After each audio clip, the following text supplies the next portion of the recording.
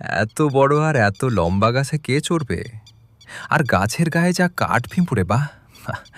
তাছাড়া আমাদের বাচ্চারা আর কিছুদিনের মধ্যে পুরোপুরি উড়তে শিখে যাবে। না খুড়ো, আমরা যাব না, তুমি যাও। হ্যাঁ হ্যাঁ হ্যাঁ, ঠিক হ্যাঁ ঠিক হ্যাঁ ঠিক। হ্যাঁ, ঠিক ঠিক হ্যাঁ ঠিক। হ্যাঁ হ্যাঁ, ঠিক ঠিক ঠিক। ঠিক আছে, আমি তোদের সর্দার তাই বললাম, পরে যেন আমাকে কিছু বলিস না। এভাবেই শীত কেটে গেল।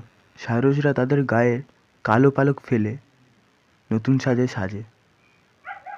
পরদিন সকালে সূর্য ওঠে।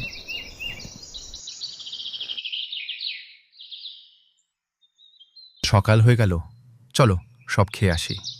বাচ্চারা, তোরাও যাবি? হ্যাঁ হ্যাঁ। এই বলে তারা সব এক এক করে যে যার মতো খেতে চলে গেল। সারস সর্দার কিছুক্ষণ বসে থাকার পর সেও উড়ে চলে গেল। হ্যাঁ হ্যাঁ, এই তো এই তো।